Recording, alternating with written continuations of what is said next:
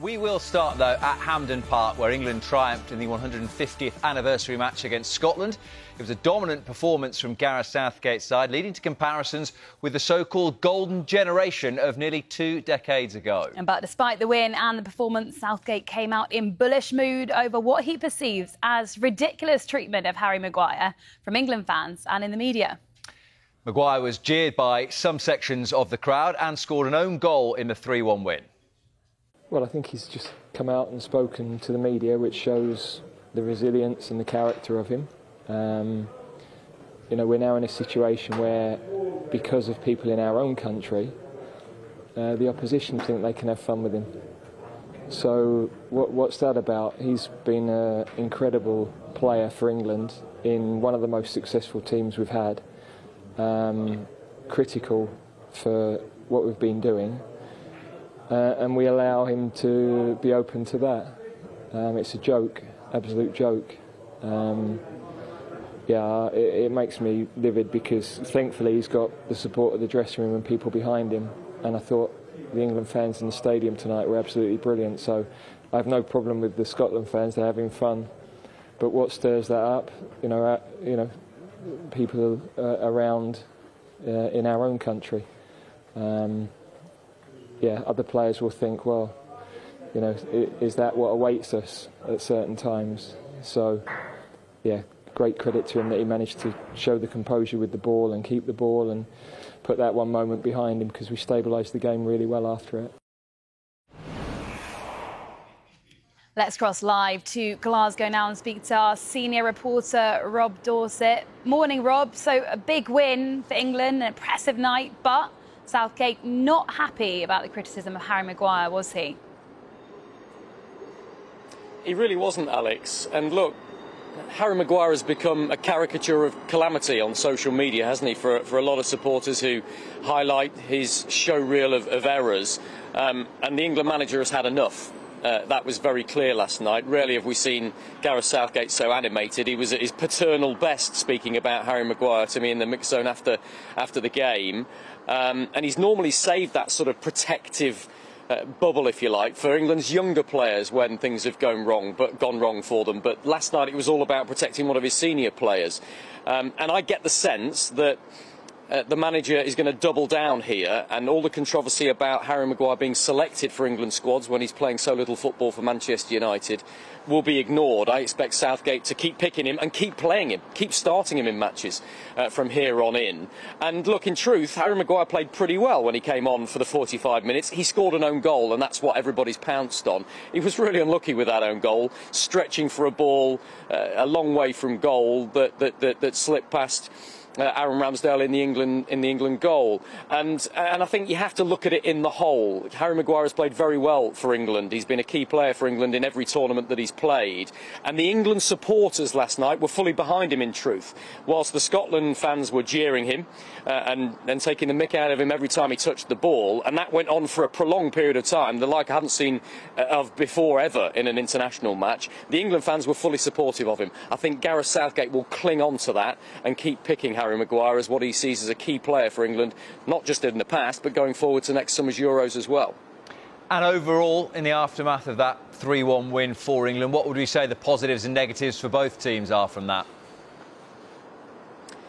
Well, look, it was a big win for England. Aaron Ramsdale made the point to me after the game that, look, a 1-1 draw in Ukraine isn't a bad result for England, but it's not the sort of game or result that anybody remembers. Everybody will remember a historic victory, 3-1 away from home against the old enemy inside Hampden Park. Jude Bellingham, massive positive, you have to say. Every time you see him, he adds something new. 6 goals in 6 games for club and country now this season. He is an absolutely world-class player who seems to be getting better with every match that he plays.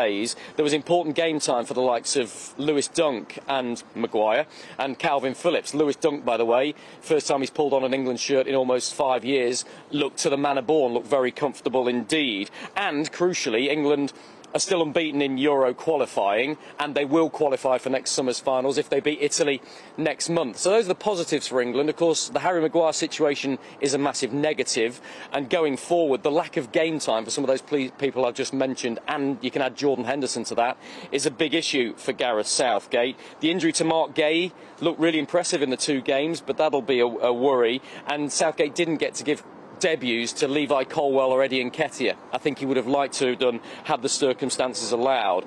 In terms of Scotland, well, the obvious negatives are that they looked like rabbits in the headlights a little bit last night at times against a very, very good England side.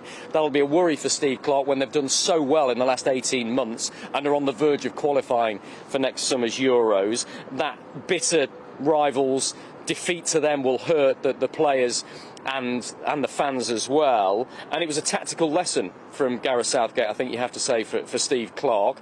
But the big positives for Scotland are they will learn lessons from that. They're still a work in progress, and they're on the verge of qualifying. They will qualify for a major tournament for the first time in a long time. They only need 2 points from 3 games. That win against Cyprus was the big takeaway for Scotland from this international break. So yeah, they'll be hurting after last night's defeat, but actually overall things look very rosy for Scottish football. Rob, thank you very much indeed. The performances and growing reputations of Foden and Bellingham seem to have reignited the debate over whether the current squad is better than the so-called golden generation that featured in 2004 and 2006. And we've been debating? Yes, arguing, yeah. Debating. Conveniently, we're still on the right side of our arguments as well. Yes. You stormed into a bit of an early lead in terms of people agreeing with you on social media, but a couple have gone my way, you won't be surprised to hear. Satoshi, golden generation all day. It's just all the other teams in 04 to 06 were better. Look at Spain, Germany, Brazil squads back then, much better squads they all have than today. Today's England squad would have got battered back then. And Danny, who's a Liverpool fan, says current squad isn't as good as the golden generation, but more of a team and not just a squad. Southgate still hasn't chosen the right squad once in his tenure as England manager. Wow. Leaves our informed players for players that don't even play for their clubs. Yes, another one here from a philosopher who says England golden generation of 2 decades ago might be individually better than this current set, but not as a team. And Ernest Alekenby says there's no such thing as one generation being better than the other, but some players are better than others. So if you're sitting on the fence. Yeah, and if your social media handle is philosopher, you have to make a good point, which I think that was. So there we go. Yes. So I'm winning now, am I? Is that right? I think we're level. OK, fine. So keep them coming in. Still an hour to play. Yes. Yeah, keep coming in. Yes. This was also discussed. Maybe the teams are level. Yeah, maybe. Yes. It was also discussed on back pages tonight. Phil Foden's place in the 11 was also brought into conversation. We've seen it sort of Gerrard, Lampard, Scholes. It's the kind of age-old international football debate. But certainly in terms of the players that he's got there, I'm not sure I can remember a more exciting time when we used to talk about that kind of golden generation of England, sort of, you know, going back to sort of shortly after the millennium. This group for me is better than that. When you look at it, you've got Saka, you've got Bellingham, who's just had a magnificent game this evening. You've got Foden in there. It's such a wonderful problem for Gareth Southgate to have. I don't think it'll be what defines him, but if he gets it right, it might. I would say I can't think of too many teams in international football who've got a better array of attacking players than England do at the moment. He has got an embarrassment of riches, Gareth Southgate, in the sense that, like I said, he's got Foden, he's got Grealish, he's got Maddison, and he's got Saka. So it's not like he's having to pick him because of nobody else. He does have a lot of competition, but surely you've got to find a way for your best players, because when it comes to crunch next year in the Euros against much better quality opposition than Scotland, you're going to need people like Phil Foden, a Champions League winner, to make the difference in the tightest of games.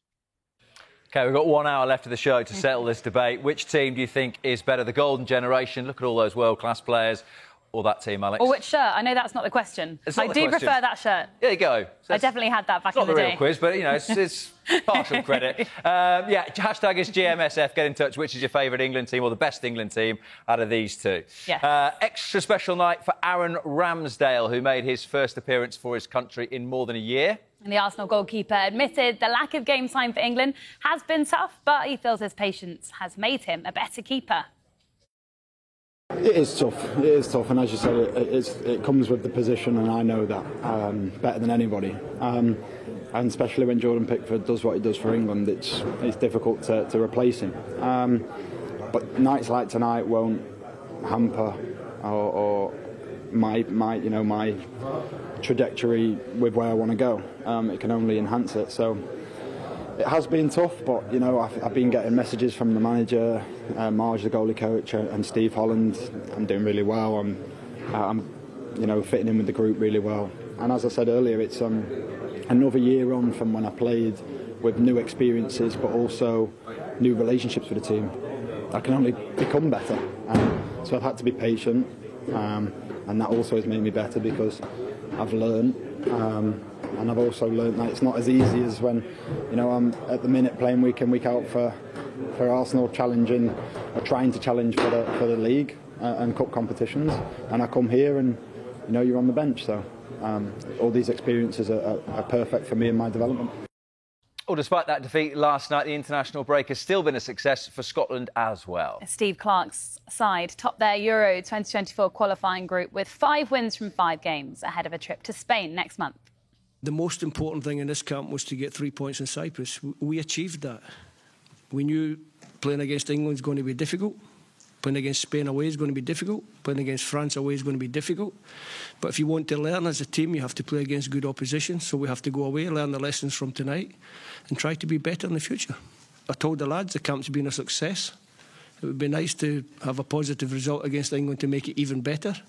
But the objective of what we came in to do has been done. Obviously, we didn't want to lose to our old enemy. But on the night, England were better. So sometimes you have to take your medicine in football. And tonight we'll take our medicine and we'll try and improve.